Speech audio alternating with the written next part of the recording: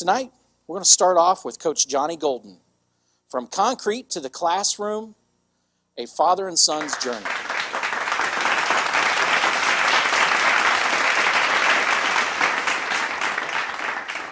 All right, how y'all doing tonight? Let's hear it again for Mr. Hicks, man. He's been doing a great job, man, for about a month now putting this together. I'm Johnny Golden from Davis High School. I teach math, and believe it or not, I coach football. But I want to start this thing off a little bit different tonight. I want everybody, if you could give me a shout, I want to hear everybody say team. I want to hear everybody say team. One more time, team. Together, everyone achieves more. We all know this, correct? But I got a new one for you. Okay? There's one thing that can beat a really good team, and that's a really strong family. So let me hear you say family. Let me hear you say family. One more time, family. Forget about me, I love you. Forget about me, I love you. Now, my story's not about family tonight, but I do have some family in my story, okay? Now, when I was asked to get up here, like I said, I was more than overjoyed, just excited. I'm very thankful for this opportunity. Mr. Caldwell, our building principal, and Mr. Kaplan, thank y'all for making this happen. Thanks for believing in me. It was brought to my attention that the 4 years that they've been doing Inspire Aldine, that there's been a representative from Davis High School each year. So I'm just excited to represent Davis. I'm excited to be here on their behalf, and I hope I live up to their expectations. But let's talk about this word here. Let's talk about inspire for a second. I'm a math guy, but I'm going to try this real quick. I believe Webster's, and that's Mr. Webster's dictionary, says that to inspire means to encourage, to motivate, to move. And it also said something about it may be something supernatural or divine. And so I've got to agree with every single part of this. And that's really what the journey's about tonight. First of all, like I said, I wake up every single morning inspired. I love waking up every morning. My beautiful wife, I'm going to tell you about our morning and how that works. She is not a coffee drinker, okay? But she makes a pot of coffee every single morning because she knows that the smell of coffee reminds me of mom and dad. And she had a phenomenal relationship with my mother and my father, and she was kind of like the third sister, if you will, and it was great. I ended up being able to marry my best friend, and we have a phenomenal family, and like I said, it's about, forget about me, I love you. And that's really kind of our connection, our relationship. So she makes that coffee every morning.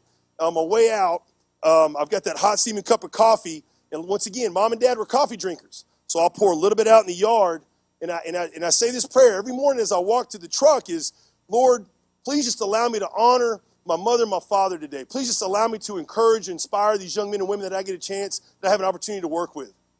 And so far, so good. But I'm going to go ahead and I'm going to start about maybe what dad meant to me growing up as a young man. My older brother, he's here tonight, Dr. Golden. If y'all could give it up for him real quick. He's the associate principal over at Westfield. Again, we'll talk about how he's important in just a moment. But Dr. Golden here and I grew up just a couple of good old boys from Alvin. And I'll be honest with you, man, we didn't know we were poor. We didn't realize that we grew up poor, but I'll be honest with you, we knew what family was all about. And Dad was a construction guy. Dad worked construction for 35 years, was a project manager. He was a mechanical engineer. But before that, he actually played professional football, played for the Houston Oilers back in the 1960s. And I tell you what, one thing that I was really proud of is that Dad was a naval aviator as well. He flew the Phantom F-4s in Vietnam. So, he's a lieutenant in the Navy. Like I said, he was a project manager, as an engineer. He played professional football. Without a doubt, this guy was my true American hero. He's also a cancer survivor. When I was 10 years old, we found out that Dad had a bad case of lymphoma, but like I said, the doctors told him, hey, you've got about a 5% chance to survive. And he said that's all he needed to hear because he was an incurable optimist, and he knew he was going to beat it. And good Lord gave him another 20 years. And in those 20 years, I saw this man live with a passion, with a fire that I've seen no one else, live with. But what touched me or what inspired me, what moved me was not just his passion, but was this incurable optimism. This true sense of forget about me, I love you. That man showed me what it was to be a father. He showed me what it was to be a husband. He showed me what it was to be a friend, okay? And so he set that bar pretty high. And so, like I said, Davis High School, very special place.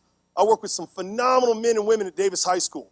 I can talk about our math department chair, Shannon DeSantis. She was a finalist for Teacher of the Year this year. She does a phenomenal job there. I love working with her in the department.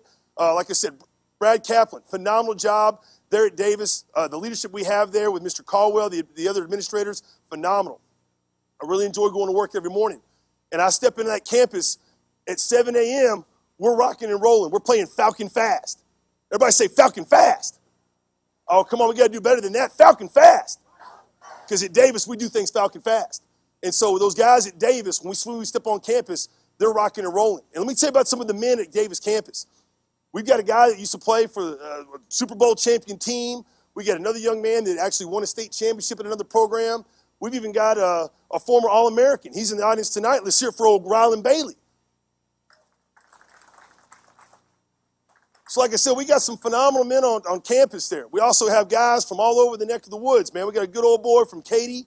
We got another guy, or a couple guys from New Orleans. And we even got one coach that's from Chicago. So it's a great staff to work on. Great staff of men. Iron sharpens iron as one man sharpens another.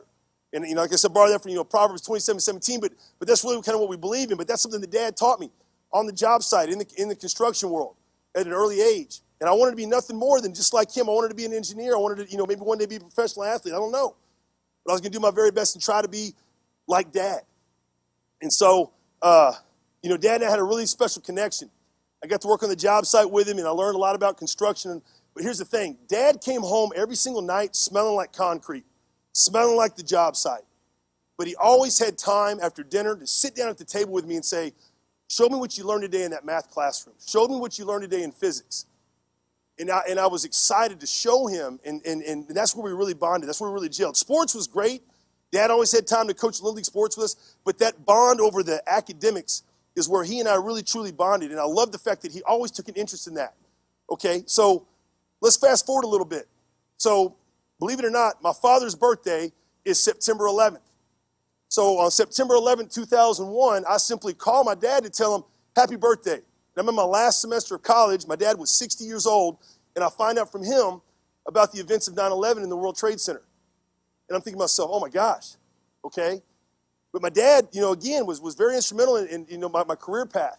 And once I graduated from college, again, I tried to go out and do something in the business world. I tried to go out and become a professional athlete. And bottom line was, it just wasn't there. Something wasn't clicking. And so finally, that's why I bring up Dr. Golden, okay, who back then was not quite Dr. Golden yet, but he was an assistant principal down there in South Houston. And he challenged me to try teaching. He challenged me to try coaching. And so he got me on as a long-term sub at Dobie High School for 1 week, teaching Algebra 1, and it just so happened it was the first week of spring football. So, man, I got to run around like the village idiot out there and hype these kids up, and I fell in love with it. And in the classroom, same thing. It's Algebra 1. Everybody knows y equals mx plus b, right?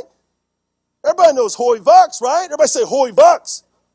Oh, come on, like you're cussing at me in German. Hoi vux.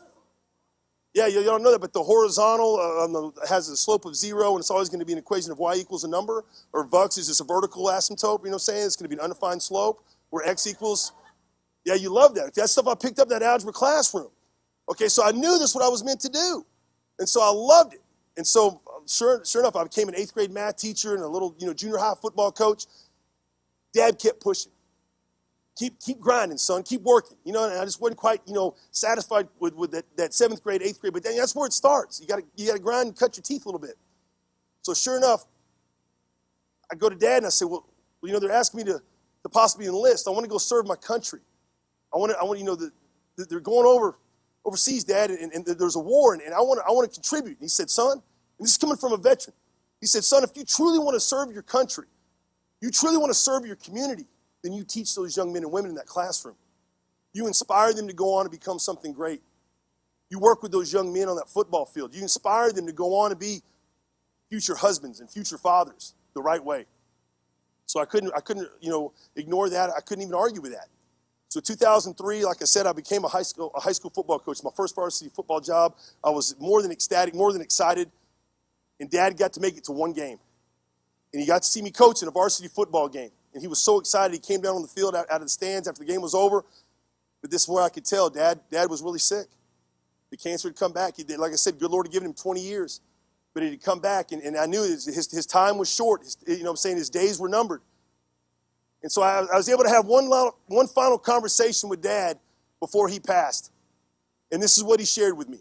And I'll never forget this as long as I live. And this is what truly changed my life. This is what truly inspired and moved me. Is he said, son, I worked construction for 35 years. I played professional football. I flew F-4s in Vietnam. I was a naval aviator. Let me tell you something, son, right now. If I had to do all over again, I would go back and I would teach high school math and I would coach football. And I was astounded. I was like, you're kidding me. And he said, you've got more of a platform there, more influence at that moment, at that platform, in a young man and a young woman's life than anywhere else. And it struck me like a bolt of lightning. And this was in 2003. My dad passed right at the beginning of the year in 2004. But I've been a high school football coach and a math teacher ever since.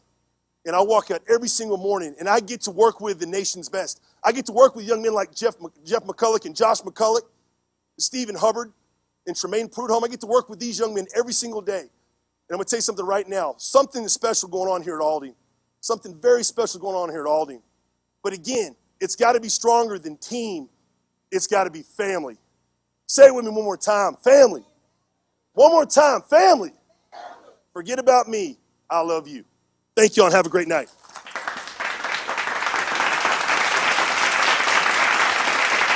Coach Johnny Golden.